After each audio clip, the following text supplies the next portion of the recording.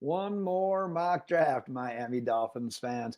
Welcome back to the Fins Up Network. It is Ben Morgan of the Fins Up Network. And yes, this will be the final mock draft that I do, at least with a simulator leading up to the 2024 NFL draft. Keep in mind that I will be doing a predictions video yet before the draft where I give my actual prediction for what happens with each of the Miami Dolphins picks in this year's draft. But today, yes, will be the final simulated mock where at least I don't get to control the picks that are made ahead of the Miami Dolphins.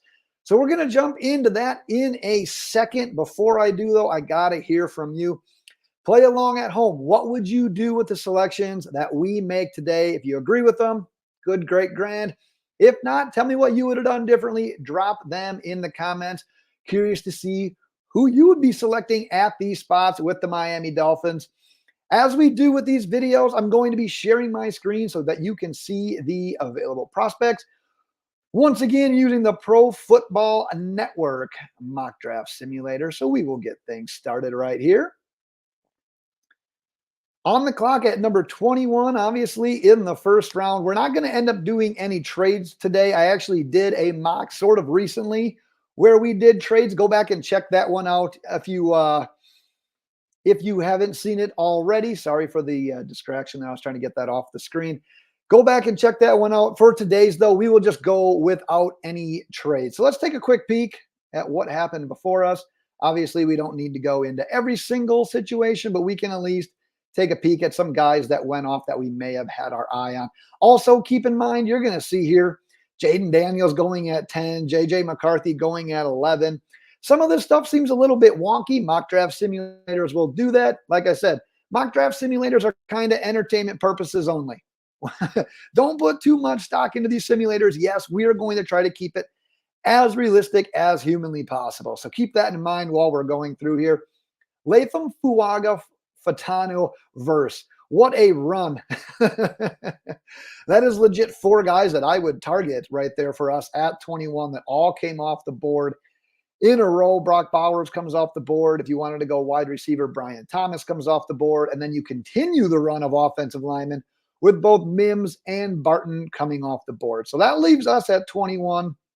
As we do, we will spin through each position, like I said, so you can play along and drop the picks that you would have made in the comments. So we'll keep going through here. Guyton is still on the board. Best tackle according to Pro Football Network. Christian Haynes, who I absolutely love. 21 would be a little bit early, but definitely love him. Powers Johnson and Frazier, they're probably my leaders in the clubhouse right now. Still on the board at defense. There's an eye-opener for you because with both Johnny Newton and Byron Murphy on the board at 21 and given all the offensive linemen that were gone, you could say, hey, that's kind of the easy fix right there. You just lost Raekwon Davis. More importantly, you just lost Christian Wilkins. One of these guys can fill that role for sure, right? So, yeah, keep an eye on those. We've talked about Newton kind of have a little bit of a lingering injury issue that maybe keeps him off him a little bit. However, the team remains super high on him as well. So he is definitely a guy I'm currently considering. Ooh, there's the money man right there. Laiatu Latu. That is a guy that we just recently talked about when we were talking about edge rushers. Him and Chop Robinson. Latu, I tell you what, if it comes down to like being an offensive lineman or Latu at 21, I don't know that we can go wrong. I absolutely love my number one preference is drafting an offensive lineman here at 21. However, if Latu is on the board, that automatic process for me gets real cloudy because I have absolutely fallen in love with Latu. And yeah, he's got some medicals as well. But at the end of the day, we took our gamble with Jaelan Phillips. And hey, that's worked out so far as well. The lingering issue he had was not his Achilles tendon. That was a freak accident. So keep Latu in mind as well. Cooper, Wilson, any cornerbacks that fell. Wiggins fell as well. DeJean as well. Man, this is an interesting board. It doesn't necessarily have any of the tackles that I had my eye on when it comes to availability at 21, but there are some players here that I absolutely like. DeJean's a guy that we haven't talked about as much here this offseason. Talk about giving Anthony Weaver kind of a welcome to Miami type of present. This guy is versatile. He can play inside. He can play outside. He has the athleticism. Like I said, I don't know that it's Super likely with an edge rusher like Latu on the board, with offensive linemen on the board like Jackson Powers Johnson. I don't know how likely DeJean is in that situation. Hey, don't rule it out though. All right, I talked about offensive line being my jam. The fact that Jackson Powers Johnson doesn't play that premier tackle position. Yeah, he can play guard, he can play center, he's got that versatility. My preference right now at 21 is a guy that can play guard tackle, though. Fatanu is my guy. I don't mind a guy like Graham Barton as well. He can play all over the offensive line. In most mock drafts, I'm not going to be mad at taking Jackson Powers Johnson. I'm pretty confident I've taken him in at least one mock so far. But you're going to dangle the two in front of me, I'm going to make him the pick. Whew. That's tough for me. That's tough to pass up on an offensive lineman that I am absolutely head over heels with. I think Jackson Powers Johnson can be a guy, a Pro Bowl caliber center in this league. And even if you don't want to use him at center, if you feel comfortable with Brewer, I think he can get on at guard too. So don't hate me for passing up on him there. Matter of fact, I hope a couple of you guys say, yep, just give me him there. I'll be fine with that. We'll take a peek at some of the guys that came off the board. A lot of the names that we just hit on, actually. Powers Johnson didn't last much longer. Haynes went first round. Murphy ends up going. Leggett goes 35. DeJean goes. Xavier Worthy. I know there's a lot of Dolphins fans that have that need for speed. That Mike McDaniel blood is running deep with you. Frazier's off the board. McConkey's off the board. Cooper is off the board. Some big names, some guys that I really like for the Miami Dolphins, especially here with Peyton Wilson. If you wanted to go linebacker, quite possibly one of the best, most athletic linebackers that you'll see in a draft. Problem is the injuries. If he didn't have the lingering issues with, he's got shoulder issues, he's had knee issues. If he didn't have all that going, you're looking likely at a first-round prospect, early second, probably at the worst. And then Jaelan Polk as well is another name to keep an eye on if the Dolphins wanted to go with wide receiver. Let's take a peek here, though. We'll go position by position. To the running backs, you got the pick of the litter still there. At wide receiver, Corley still there. Roman Wilson, great route running guys that can get open. Pearsall still available as well. Jatavian Sanders. I tell you what, there are some people within the Miami Dolphins that absolutely love Jatavian Sanders, the mismatch that he can provide. Yeah, we just brought in Jonnu Smith, so adding to the tight end room probably isn't seen as a high priority. Just know that there's some people within that organization that absolutely love what he brings to the table. So we passed on offensive line, so I want to spend some time here as well. We recently talked about Amagaji as a potential second-round target for the Miami Dolphins. He's still on the board. Mahogany is still on the board as well. Van Pran still on the board if you wanted to go center. We'll go over to the defensive side of the ball. So obviously we already hit edge. Chris Jenkins, Fisk still on the board as well. Like I said, we already hit edge, so we don't have to spend too much time there. Cedric Gray, Junior Colson, Trevin Wallace, Jeremiah Trotter. There's some good names in this linebacker draft that are probably going to be coming off the board in that second, third round range. In my opinion, that's the sweet spot for those top linebackers. Cornerbacks, we'll wrap things up with the safeties here. All right, so if we look at the overall board here, I absolutely don't mind the idea of taking a guy like Chris Jenkins. We'd be going defense, and it's not that that's the end of the world, but I tell you what, of all the mock drafts that I've done, I get a little, I don't want to say disappointed. That's not the right word. I get a little queasy when I don't end up with a lineman in one of those first two rounds. And it's not that we can't make do with what we have right now. It's just you look out to the long term of this team. Kendall Lamb has already said he's going to be hanging it up. Teron Armstead, you could probably bet that this is going to be his last year as well. We need guys that we can plug in. We brought Isaiah Wynn back on what? A one-year deal. Brewer's on a short-term deal. We have Austin Jackson at right tackle, but at right guard right now, it's just a cluster of people that are basically trying out for the position. So yeah, when I leave the first two rounds of this draft without an offensive lineman, I don't feel great about it. So I will go ahead and I will tell you that as well. Man, there's some guys that I like. Like I said, though, it's just not on that offensive line situation right now. So what I am going to do, I talked about adding to the defensive lineman. We're definitely making Anthony Weaver pretty damn happy here. We're going to go Jenkins. He's a little bit undersized, but man, he's got that quickness. He's got that high motor. If he gets into those gaps, he can clog those run lanes despite being at that size. I've talked about this. I think he's got more in his bag when it comes to rushing the passer than what we've seen from his statistical output anyways so far. I think the best is yet to come for a guy like Chris Jenkins as well. That was the portion of the draft, Dolphins fans, where hopefully hopefully you just love other teams and watching what they do in the draft. Because if we don't make any picks, we pick at 55 and then not again until 184. Obviously, we don't have third or fourth rounders as of today leading up to the draft. All right, here we'll continue to spin through. Luke McCaffrey is still on the board here in the 5th round. Coker still on the board as well. Eric All, if you wanted to add to that tight end room.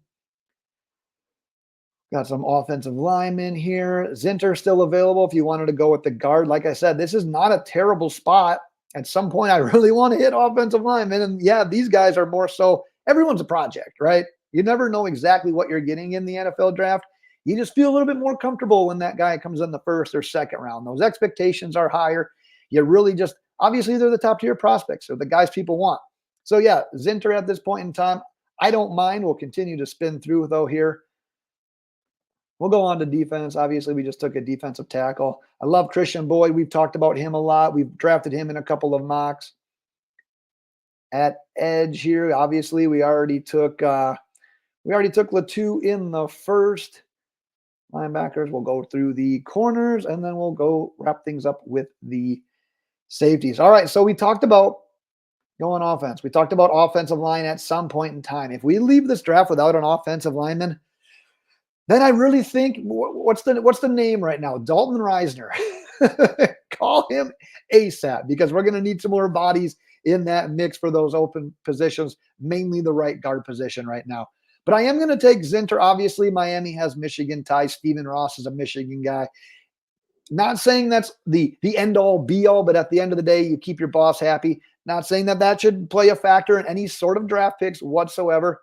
But hey, we took Ryan Hayes last year. Maybe we dive in again this year. And obviously, Zinter's a little bit higher of a prospect. But regardless, it's a position of need. It's a guy that's shown some flashes. Get him in the pipeline. There's not going to be pressure on him to be starting from day one, maybe like there would be if you took Jackson Powers Johnson in the 1st or Troy Fratanu. Those guys would have immense pressure. These guys are more so, hey, let's get him in the pipeline. Let's see what we've got. Let's see how they gel. What's their best position on this offensive line? Maybe they can contribute down the road. We're still talking about the 5th round here. So we'll make Zinter the pick. And now we've got 2-6. Remain hydrated, Dolphins fans. It's draft week. we gotta have our endurance. We'll whip through here. Actually, I'll show you the picks real quick. So we went edge with the 2, defensive tackle with Jenkins, and line with Zach Zinter. Wide receivers are still on my mind. I like Ania Smith. I haven't made any that a secret so far here this offseason. Right now, he's probably my leader in the clubhouse at this pick. I really like Nathan Thomas as well. If you want to go with another project on offensive line, maybe we'll come back to him. Continue to spin through here. Got another Michigan offensive lineman there on the board. Logan Lee out of Iowa, Sundiata Anderson. I know there's a lot of viewers out there that like him. I believe I actually took him in the last mock that we did. Really like what he's bringing to the table. Linebackers, corners. And we will wrap things up here with the safeties. All right. So we talked about Nathan Thomas a little bit, and we talked about Ania Smith a little bit. So the nice thing about this pick is what? We pick at 184, and then we're actually not too far down the line here. 13, 14 picks later, we're end up picking again at 198. So those are my targets for those picks. Not saying that this is exactly where they're going to go anyways, but at this point in time, we already took one project offensive lineman. Maybe we still try to add to that wide receiver room. Obviously, there's a need for a third pass catcher, and taking a wide receiver in the 6th isn't necessarily filling that need. But if you look at what a guy like Ania Smith brings to the table, man, it's a fit in this offense. You got Tyreek, you got Waddle, you got them spreading the field. You got them running those deep routes. Guess who excels in those underneath routes? Getting the ball in his hands, letting him create an open space. It's Ania Smith. Not the fastest guy in the world. Plenty of speed, don't get me wrong. But the elusiveness is something that this offense could definitely benefit from. So we'll actually make him the pick. We'll see if our offensive lineman here makes it to the second part of the sixth. He did. We'll still spin through the prospects here in case you want to offer up somebody different at one of the positions. Holker still on the board there if you want to go tight end. Talked about Nathan Thomas. Hergel out of Boston College. Drake Nugent still there as well. Evan Anderson, I know there's a lot of viewers that like what he brings to the table at defensive tackle. Add yet another one. Why not, right? I talked about Anderson, like what he brings to the table as well. And we'll wrap things up here. All right, like I said, though, that's my guy. I'm taking the project right here. Like I said, at some point in time, we got to take a project offensive lineman. I'm not completely opposed to it. Nathan Thomas played tackle at Louisiana Lafayette. I actually think he'd be a little bit more suited as a guard at the next level. I do like him a little bit better as a run blocker than a pass blocker. But at the end of the day, like I said, we're draft and develop. That's what you need your coaches to do. Your scouting team can only take you so far. They recommend the guys. Your coaches got to take it from there. So, hey, let's draft and develop on the offensive line. Somewhere in the very near future, we're going to need some of these guys to pan out.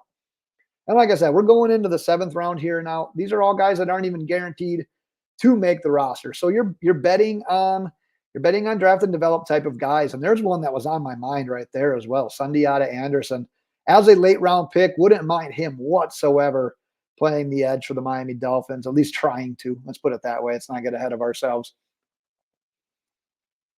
Bub Mean still on the board. I know some viewers are a big fan of his. I don't mind him as well. Continue to make our way through here to some guards. Over to those listed at center. Matt Lee still available out of Miami. You want to stay local. Evan Anderson does remain on the board. I know we already took Chris Jenkins, but yep, he is still an option as well. Solomon Byrd still available. I saw some people that have talked about him a little bit here in the past. And yeah, we could take Leatu Latu's teammate right there in Gabriel Murphy if you wanted to go that route as well. Nathaniel Watson, wouldn't mind him if we ended up going linebacker. I'll show you our picks as well. Oops, there we go.